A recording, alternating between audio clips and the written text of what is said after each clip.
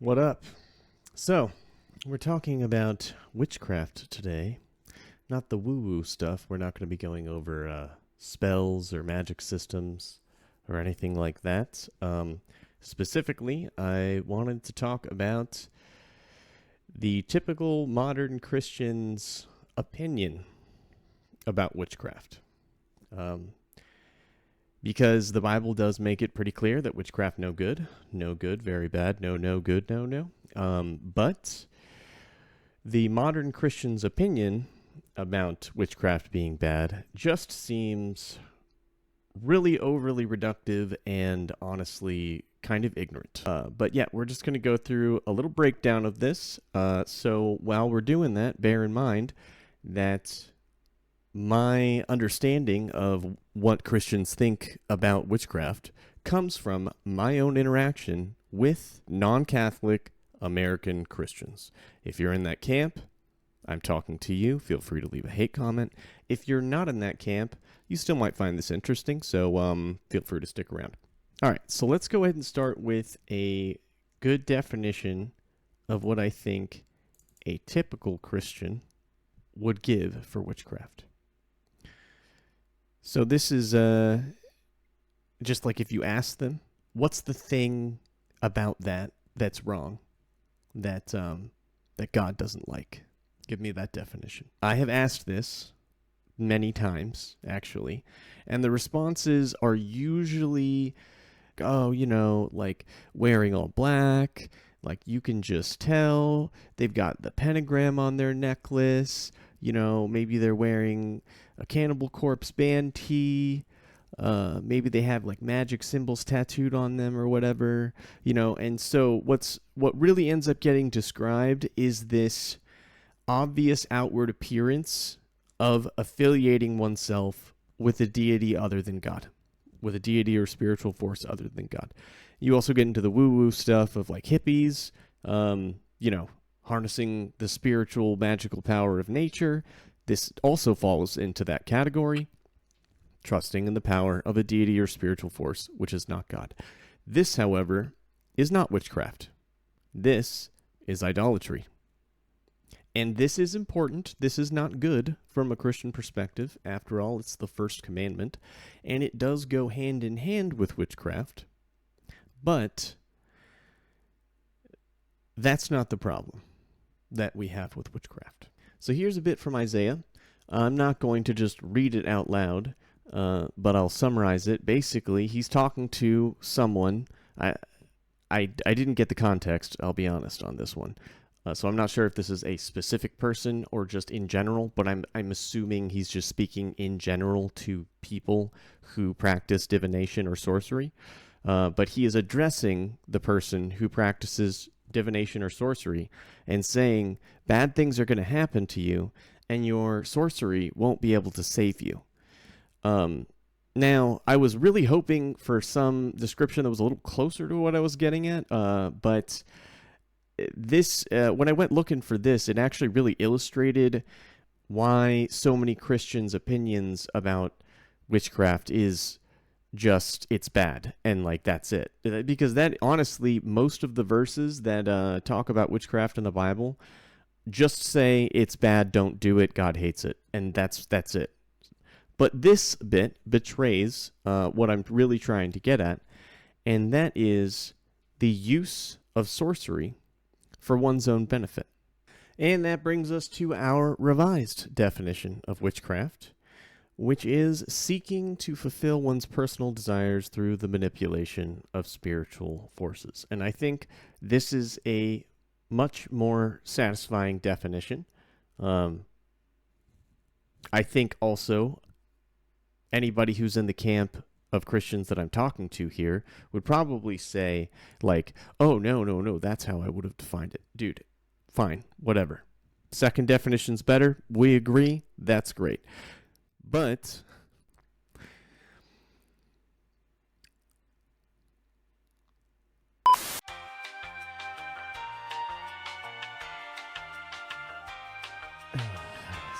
how do I just transition right into this, actually? Now that I think about it, it's a bad transition.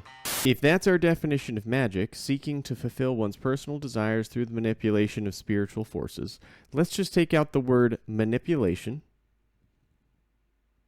and spiritual forces, and then we can say that that looks a lot like what praying is. Like, hey God, I really want this job. I know that the interview didn't go so well. It seemed a little rocky, but I really need this job. I need the money, etc. I need this. Now, yeah, we take out the word manipulation because people don't like it, and the spiritual forces, replace that with God, and bang, you've got prayer. Yeah, so this can't be right. This can't be true. We can't have this. So in order for us to properly define why prayer is not witchcraft, let's start by giving a definition of prayer as, again, a typical Christian probably would. And this one is not going to be a flowery definition. The more I thought about it, the more I realized it's actually really straightforward, and it's this. Talking to God. That's it. You can get real technical about this, and honestly, we're going to get a little technical about this. But I think if you ask any typical Christian, they'll say that the act of simply speaking to God, that's praying. Okay? There's differing levels of like the intensity or devotion of prayer.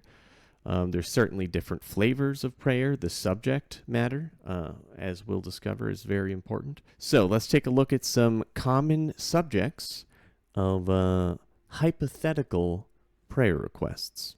Okay? Issues with the church's budget. Desiring a deeper relationship with God. A friend who just lost someone who's close to them. And winning the bid for a new house. All these are good prayers. I think we can see that all four of these examples are things that we would say, yeah, that's an acceptable thing to pray to God for, and definitely falls in the category of a prayer when you're speaking to God about it, right? Fine. So, this is still, though, really in all of them, one way or another. Issues with the church's budget. You want your church to keep working, keep doing its thing, desiring a deeper relationship with God. At the end of the day, I mean, that's something that you want. A friend just lost someone close to them. You probably don't enjoy seeing your friend sad. You want them happier. Winning a new bid for a house, that one's really straightforward. You want the house, okay? This is fine. So we're still petitioning a spiritual force for something that is to our benefit, okay? So that similarity is still there. And what makes the distinction, what makes it not witchcraft, is that Christians are asking God for help. That's it. Christians, there's your out. There's your, see, you were wrong. It's praying isn't witchcraft. It's normal Christian stuff because you're praying to God, and that is true. And everyone out there who is not of an Abrahamic religion is probably still going, yeah, it's still the same. And the similarity, if it leaves you feeling uneasy,